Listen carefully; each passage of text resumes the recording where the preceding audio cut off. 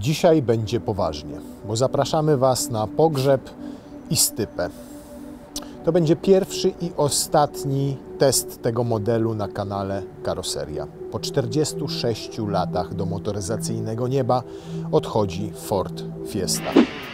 Chociaż akurat ta wersja pójdzie bardziej do piekła.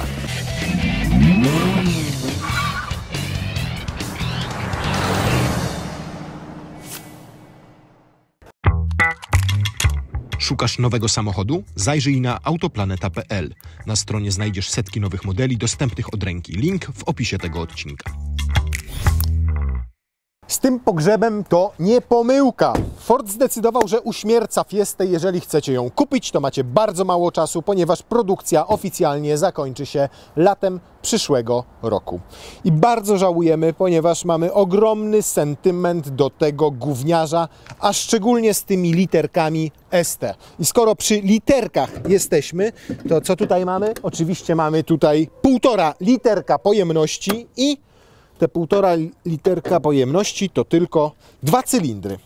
Nie żartuję. Normalnie jak jedziecie, to w tym samochodzie pracują tylko 2 cylindry. Dopiero jak depniecie mocniej pedał gazu, to się załącza 3. cylinder i wtedy macie 200 koni i 300 Nm. 300, a nie 290, ponieważ w wersji po liftingu podniesiono o 10 Nm moment obrotowy. Mocy pozostało tyle samo. Czyli 3 cylindry, ale działają 2 cylindry, jak jedziecie normalnie. Ale te 200 koni i 300 Nm dźwiga tutaj całkiem znośną masę 1280 kg razem z kierowcą i pełnym bakiem paliwa, co oznacza, że samochód jest dosyć żwawy. W liczbach przedstawia się to tak, że ma 6,5 sekundy do setki. Niestety dzisiaj tego nie sprawdzimy, ale wcale nie dlatego, że ja nie umiem manualem majtać i przyspieszać, tylko dlatego, że zepsuł nam się Race Logic. Tę wersję po liftingu rozpoznacie nie tylko po 10 dodatkowych newtonometrach, ale również po tym, że znaczek Forda przeniesiono z tego miejsca na atrapę chłodnicy. Ten grill jest też troszkę inaczej skonstruowany. Nawiązuje kolorystyką do felg, które są oczywiście w standardzie. No i jeszcze wersja po liftingu w STX, bo taka jest pełna nazwa tej wersji akurat, ma matrycowe LED reflektory i zobaczcie, jak fajnie nawet święcą. No. O, tak, ładnie? Ładnie, bardzo ładnie, zadziornie tak wyglądają. Oczywiście ST wygląda troszkę inaczej niż zwykłe Fiesty. Inny jest m.in. ten zderzak z przodu z takim charakterystycznym splitterem, który tutaj ma napisane Ford Performance i podobno nawet aerodynamika tutaj jest dosyć dobra, czyli ten przód dociska. Inne są felgi, tutaj 18-calowe, dedykowane wyłącznie do wersji ST. Czerwone zaciski też są tylko w wersji ST. ST ma też ten tutaj tylny spoiler, ma również dyfuzor polakierowany, no i podwójną końcówkę wydechu i rzecz jasna literki ST. Jeszcze co ma innego, to zawieszenie. Na pierwszy rzut oka nie jesteście w stanie tego rozpoznać, ale jak sobie pomierzycie samochód, to się okazuje, że to zawieszenie jest o 13 mm niższe niż to w klasycznej, normalnej Fieście. Więc jest obniżony samochód o te 13 mm. To skoro z tyłu jesteśmy, to zerknijmy. Tutaj mamy dokładnie taki sam bagażnik jak we wszystkich innych Fiestach, czyli 311 litrów pojemności, całkiem dużo jak na miejski samochód. Tutaj pod spodem co jest? Jest jeszcze, proszę bardzo, taki organizer, do którego możecie sobie różne graty powkładać. Co ciekawe, widzicie, że tutaj jest miejsce na koło dojazdowe i do innych Fiest, zarówno Titanium, jak i ST-Line możecie sobie zamówić koło dojazdowe, ale tutaj w wersji STX takiej możliwości nie ma. Zajęcia praktyczne wyglądają tak, że wejdzie tutaj taka walizka. No właśnie nie do końca wejdzie, a jest, weszła. I tutaj macie jeszcze na górze sporo miejsca i tutaj z boku macie miejsce, więc na przykład jakieś mniejsze walizki się zmieszczą. Jeżeli to postawicie sobie w ten sposób, to owszem, wszystko się tutaj pozamyka i tego miejsca jeszcze tutaj też trochę macie, czy na plecaczki, a tutaj w ogóle na kabinóweczkę i jeszcze tam z tyłu za walizką też jest miejsce, więc lepiej zdecydowanie chyba jednak będzie, jeżeli to pozostanie w ten sposób. Tu na górze jeszcze jedna walizka kabinowa, tutaj z boku jeszcze jedna walizka kabinowa i naprawdę da się tutaj zapakować trochę tego dziadostwa. Przyniosę może kabinówki, co? Tak nie wejdzie? O, tak wejdzie, zobaczcie, w pionie i nawet całkiem daje sobie radę. I jeszcze jedna wejdzie tutaj i jeszcze jeden plecaczek możecie tutaj wrzucić, więc jak na samochód miejski, do którego wchodzi jedna wielka waliza, 2 kabinówki i jeszcze jakiś plecaczek, to jest naprawdę Wow! I popatrzcie, ile miejski samochód może mieć z tyłu miejsca. To jest tylko segment B. I zobaczcie, tam wchodzą mi ładnie stopy. O kurna, zdeptałem sobie czepeczkę piękną. Zobaczcie, ile miejsca z tyłu może mieć rosły facet w samochodzie miejskim segmentu B. Tam sobie usiadłem przed chwilą. Wyprofilowanie deski rozdzielczej z przodu przed pasażerem jest takie, że mogłem sobie wygodnie mieć kolana i tam z tyłu nogi nie wyprostować, ale mieć wygodnie. I popatrzcie, stopy wchodzą mi ładnie pod fotel. Tutaj na kolana mam miejsca sporo. Zobaczcie nad głową. W niektórych SUV-ach jest mniej miejsca, szczególnie gdy mają szklany dach, a tutaj jest go po prostu wystarczająco, a już szczególnie kiedy będziecie dzieciaki wieźli, albo jakieś takie osoby do 1,70 m, 80 m, a nie dryblasów. Ja jestem w szoku. Nie ma niestety żadnego podłokietnika. Kanapa jest dzielona w proporcjach 60-40. Nie przewieziecie żadnego dłuższego przedmiotu. Nie ma nawiewów klimatyzacji, nie ma nawet gniazd USB. Jest tylko coś, w co nie wiem, co możecie wsadzić. Paczkę kondomów. Natomiast o ile jest tutaj skórka taka, a tutaj nawet alkantarka na środku, nie, to chyba zwykły materiał. Tak, zwykły materiał. No to tutaj na boczkach to już jest plastik fantastik w każdym miejscu, nawet miejsce na łokieć, gdzie trzymacie go, to jest plastikowe. Nie spodziewajcie się tutaj żadnych miękkich obić. I ładnie się zamykają te drzwi. I leciutko. O, zobaczcie. Mogą się lekko drzwi zamykać? Super. We wnętrzu ST też ma kilka znaczących zmian w stosunku do standardowej wersji Fiesty.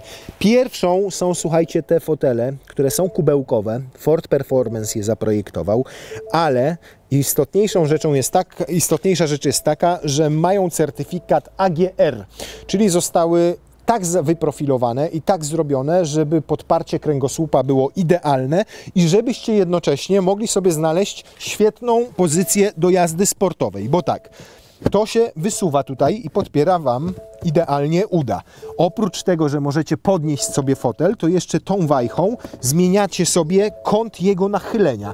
Teraz bardziej je poziomizuje, a teraz zobaczcie, ta część idzie w górę. Więc każdy tutaj może znaleźć dla siebie idealną pozycję na tym fotelu. Pomimo, że ma naprawdę wysokie te boczki, to wsiada się wygodnie, super podpierają tutaj, w tym miejscu, na boki, idealnie podpierają tutaj barki i mają zintegrowane zagłówki, ale też o bardzo dobrej wysokości, więc każdy znajdzie tutaj wygodną pozycję dla siebie. Inne zmiany, które odróżniają od zwykłych Fiest, no to oczywiście spłaszczona u dołu kierownica ze znaczkiem ST i przeszyta czerwoną nicią. Te czerwone tutaj akcenciki, tutaj napis Ford Performance na progu. Skrzynia biegów z mieszkiem takim, który również ma czerwone przeszycia. I jeszcze karbonowa tutaj wstawka bardzo przyjemna na desce rozdzielczej, która ma taką strukturę rzeczywistego karbonu i nie wiem nawet, czy nie jest karbonowa, taka prawdziwa.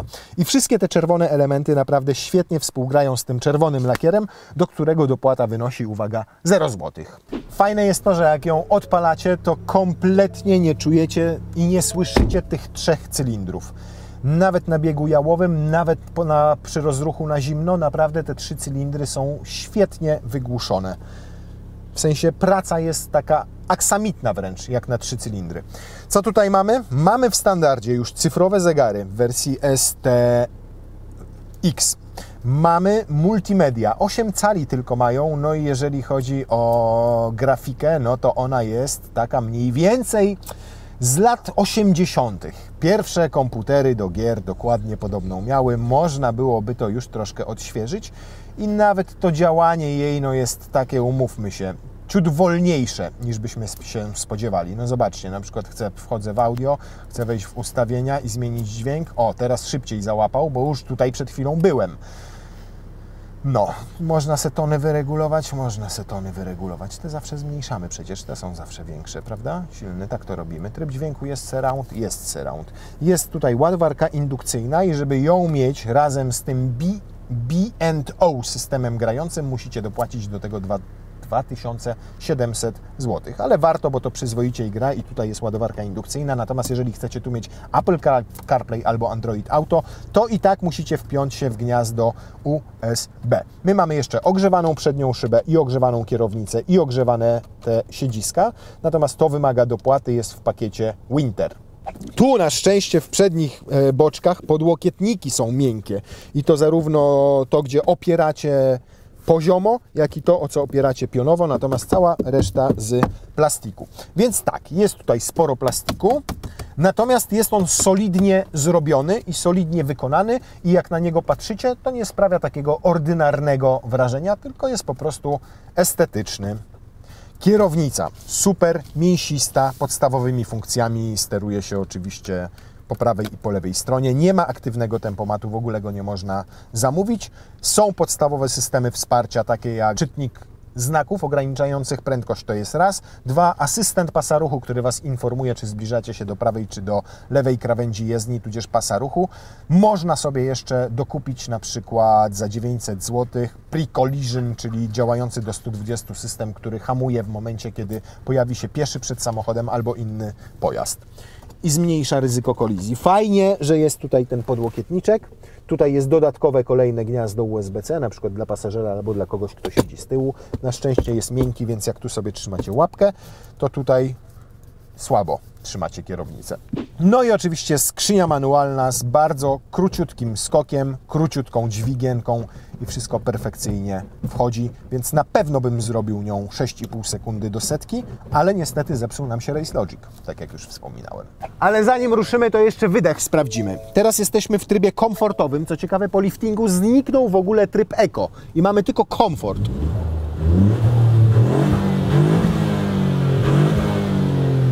Nothing.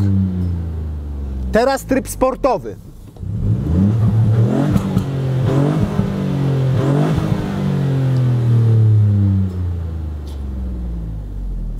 A teraz tor wyścigowy.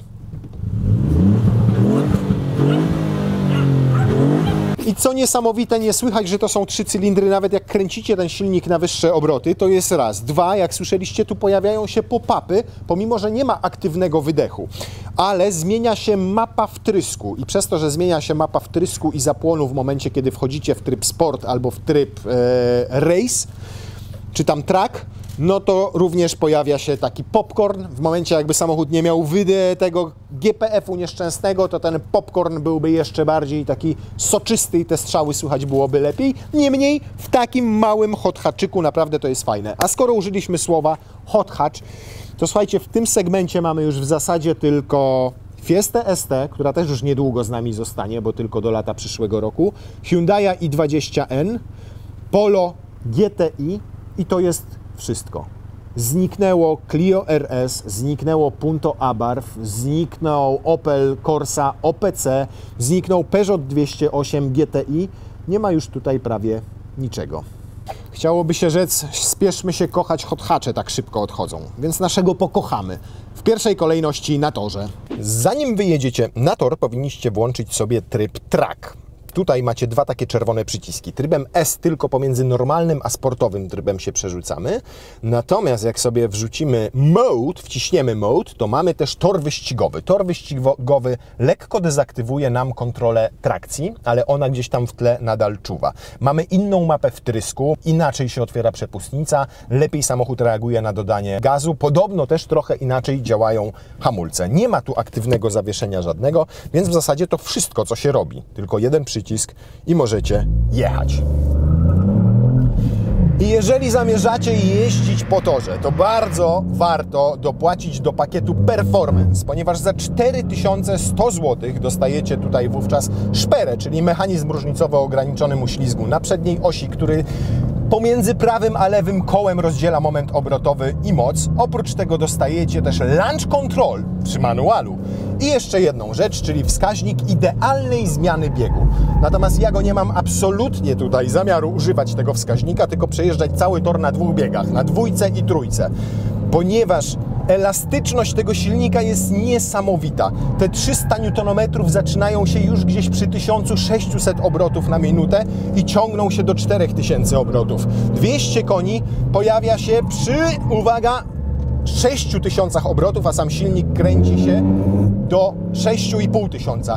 I jak odejmuję gazu przed zakrętami, to słyszę wyraźnie, słuchajcie, taki lekki popcorn dobiegający tam z tyłu z wydechu. Mimo że wydech nie jest aktywny, to załatwia właśnie ta mapa wtrysku, która powoduje, że tam pojawiają się takie pe.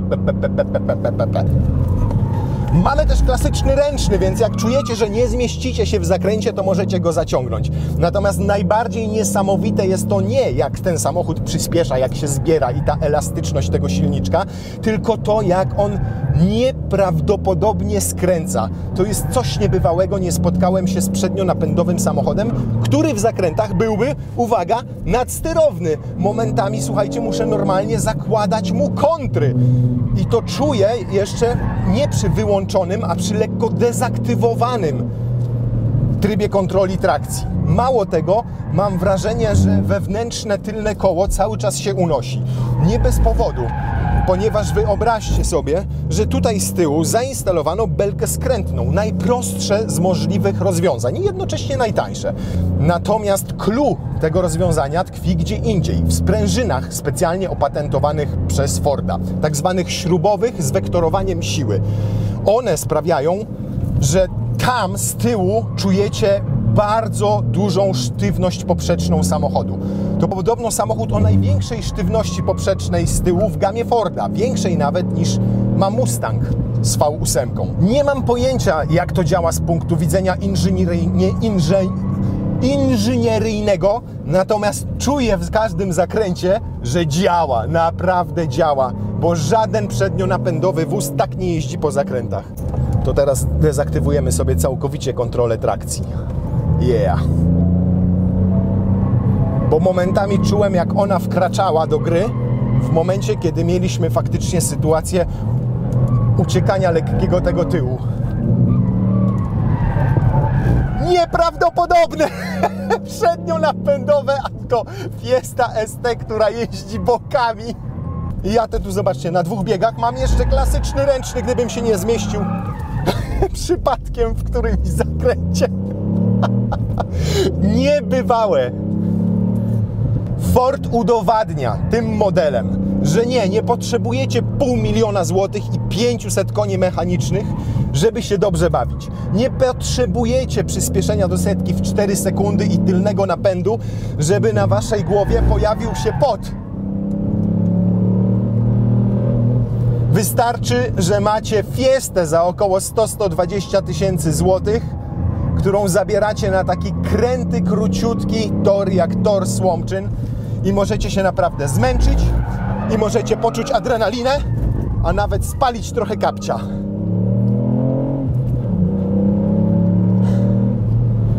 To niesamowite. Parę kółek i ona mnie po prostu wymęczyła.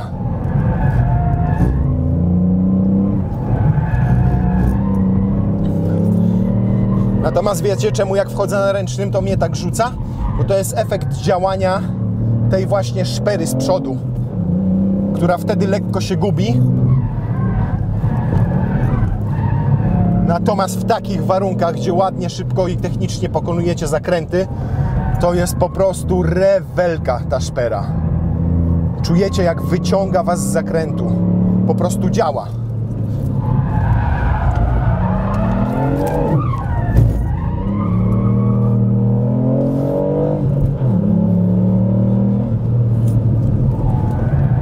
No dobra.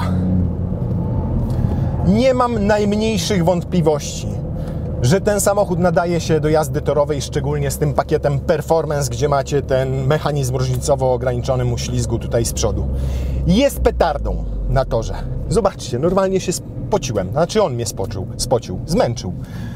Rewelacyjny. Pytanie, czy tak samo dobry będzie w normalnym, codziennym użytkowaniu poza torem.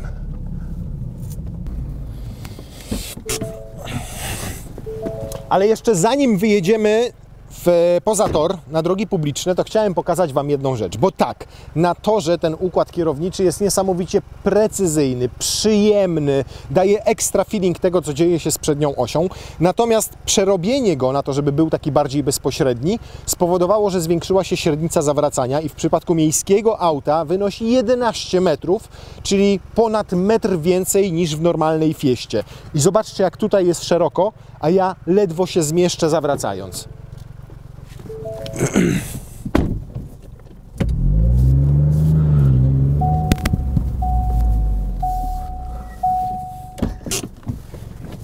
11 metrów, podczas gdy w tej klasie samochodów B, czyli tych miejskich, tak naprawdę 9,5 do 10 metrów to jest maks. Mówi się, że metr to niewielka różnica, no ale pod supermarketem, jak przyjdzie Wam wywinąć, no to ta różnica może być spora. Hot hatche zawsze miały to do siebie, że faktycznie mogliście je zabrać na tor i tam sobie poupalać, pobawić się, powchodzić w zakręty, poczuć trochę emocji, a jak wyjeżdżaliście w normalną trasę, czy na miasto, czy w dłuższą drogę, to gwarantowały względny komfort.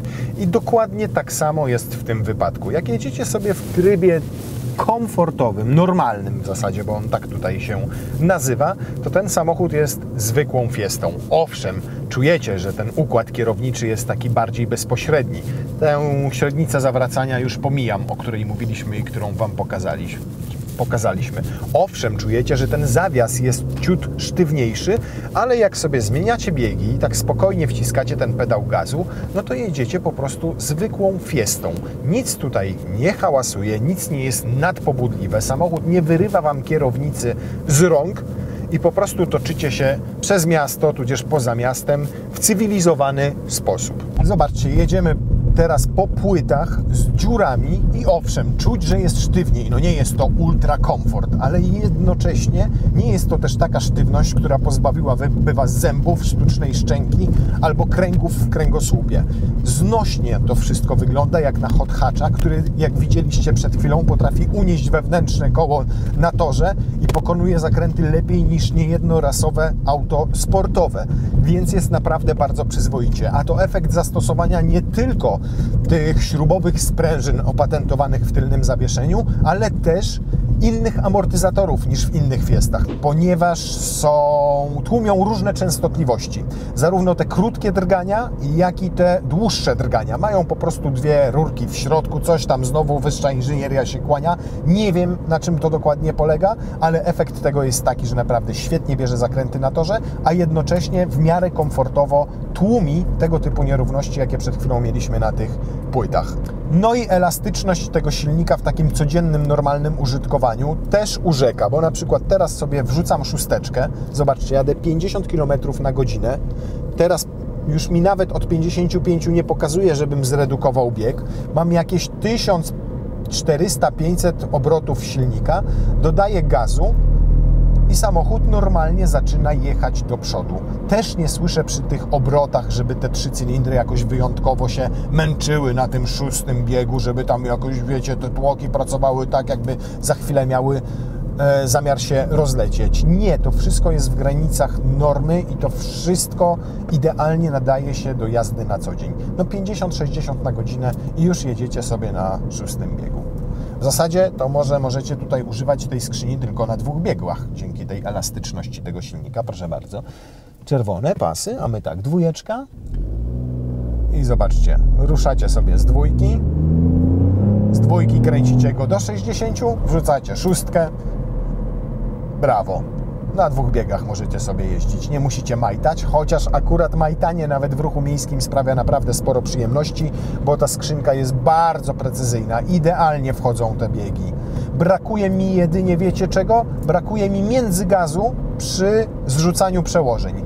To znaczy, żeby on mi troszkę podniósł obroty, jak na przykład z 4 na 3 redukuje i tutaj tego nie ma, a to na przykład było w Suprze z manualem. O, tu możecie sobie obejrzeć jej test. Supra z manualną skrzynią biegów. Jak na rosłego chłopa i samochód segmentu B mam tutaj zaskakująco dużo miejsca w środku. Zobaczcie, ile jest go nad głową. Piąchę sobie tutaj wkładam bez najmniejszego problemu. Na barki tutaj też mam sporo miejsca. Idealne ma w codziennym użytkowaniu podparcie ten fotel. Tu mi uda spoczywają ładnie. Tu czuję, jak mnie te boczki otulają. Świetną mam pozycję na wysokości barków i głowy. Można w tym fotelu odpocząć. I teraz zobaczycie jeszcze jedną rzecz, która dowodzi teorii, że ona świetnie nadaje się do jazdy na co dzień. Zresetujemy sobie spalanie. Jedziemy sobie teraz wioskami, polami, lasami. 50, 60, 70 na godzinę i zobaczycie, jakie tutaj będzie spalanie. Więc ma ta Fieścina 2 charakterki. Jeden tego takiego urwisa niesamowitego, wypuszczona na tor po prostu dziczeje. Jest jak taki młodociany, nieletni rozbójnik, który w szkole rzuca plasteliną w nauczycieli, przykleja ich klejem do krzeseł, marze po tablicy wypisując tam niecenzuralne słowa. Urwał pisuar i zlew w kiblu, jara jointy za szkołą, ale wszyscy go lubią, bo jest rozrywkowy, bo jest zabawny, bo jest trochę szalony, bo lubi podokazywać, dodatkowo jest błyskotliwy, wszędzie go pełno i po prostu wnosi trochę życia do tej szkoły. I dokładnie tak jest z tym samochodem. On wnosi trochę emocji do waszego życia, na to, że jest fenomenalny. A z drugiej strony w codziennej, normalnej jeździe potrafi być grzeczniutki i ekonomiczny. Zobaczcie, teraz spala nam 5,6 litra i z moich doświadczeń, kilku dni spędzonych z tym samochodem, wynika, że rzeczywiście jak jeździcie sobie tak spokojnie na co dzień, to w 7 do 8 litrów jesteście w stanie się zamknąć. Jak chcecie trochę dynamiczniej pojechać, to robi się z tego 10 litrów, ale to wszystko nadal są bardzo racjonalne wartości, biorąc pod uwagę to, jak on jeździ. Inną racjonalną wartością jest cena tego samochodu. Owszem, podrożał. Przez to, co dzieje się na rynku i ceny półprzewodników, i surowców, i transportu podniosły jego cenę z około 100 000 do 118 600 za tą wersję STX. Niewiele więcej z tego wyposażenia tutaj da się dołożyć. Pakiet Winter możecie wybierać pomiędzy innymi kolorami nadwozia, nawet takimi za ponad 3000 zł, ale moim zdaniem ten czerwony wygląda na niej naprawdę świetnie. W dodatku idealnie koresponduje z tymi czerwonymi wstaweczkami i na fotelach, i na kierownicy, i tutaj na przykład wokół osłonek wentylacji. Więc ja bym nie kombinował z kolorem. Ważne jest, żebyście dobrali ten pakiet Performance za 4100 zł. Możecie jeszcze dokupić sobie to autonomiczne hamowanie, ono kosztuje tylko 900 zł. Warto dorzucić do indukcyjnej ładowarki i systemu multimedialnego z tym B&O systemem grającym, który brzdąka trochę lepiej niż standardowy i to wydatek 2700 zł. Więc nawet jak ją pod korek załadujecie, to cena będzie wynosiła jakieś 135 tysięcy złotych. No to teraz jeszcze zobaczmy, jak sobie da radę na drodze szybkiego ruchu. W sensie, czy Was nie zamęczy, jak będziecie chcieli jechać trochę dalej, bo czasami było z hot hatchami tak, że rzeczywiście jak jeździliście w ruchu miejskim albo na bocznych drogach, tam do tych 90 na godzinę, no to uznawaliście je za normalne auta. Ale jak wyjechaliście i chcieliście pojechać 120, 130, 140, to okazało się, że skrzynia ma takie przełożenia, że na 6. biegu jest już 4000 obrotów i krwawią Wam uszy. W związku z czym zamiast jechać nad morze 300 km, to woleliście się oblać benzyną i podpalić. Tutaj 120 km na godzinę oznacza prawie 3000 obrotów, czyli dosyć dużo, ponieważ większość samochodów tam na 6. biegu to ma około 2-2,5 tysiąca obrotów, a jak mają skrzynie automatyczne 7 czy 8 biegowe, to jeszcze mniej, bo poniżej 2000, ale hałas jest względny, tak bym to powiedział. Nie jest idealnie komfortowo.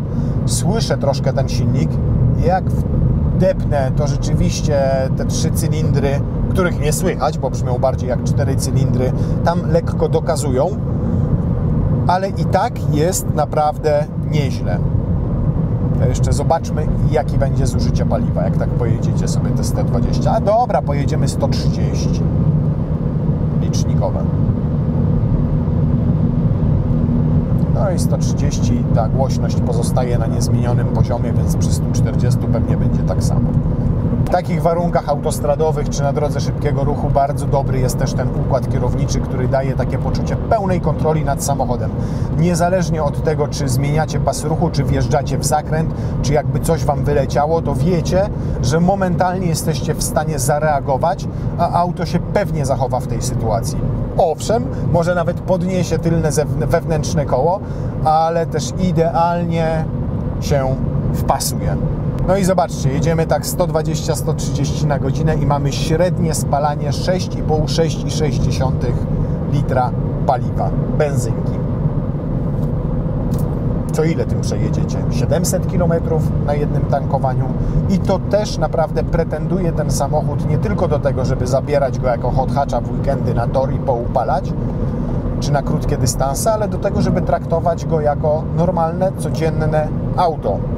może nie pierwsze w rodzinie, chociaż jak jesteście singlami, ewentualnie żyjecie we dwoje tylko, to może to być jedyny samochód w rodzinie, który da Wam i trochę frajdy i jednocześnie będzie wystarczająco praktyczny, a nawet jak pokazywaliśmy, zapakujecie do niego całkiem sporo bagażu do bagażnika i wyjedziecie sobie w dłuższą trasę. Reasumując, tych 120 000 złotych nie płacicie w tym wypadku za Forda Fiestę STX.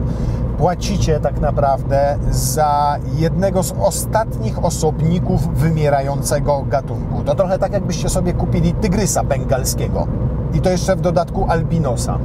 To jest po prostu samochód, który daje Wam kupę frajdy na torze. Więcej niż niejedno auto, które będzie kilkukrotnie droższe i mocniejsze. A jednocześnie płacicie te pieniądze za cywilizowany samochód, którym da się jeździć na co dzień, a nawet chce się jeździć na co dzień. Bo jest uniwersalny, bo nie wymaga od Was wyrzeczeń, bo jest przewidywalny, a jednocześnie w odpowiednich warunkach uwalnia kupę endorfin. Żałuję, Fiestunia, że Cię z nami już nie będzie. Jesteś zajebistym samochodem.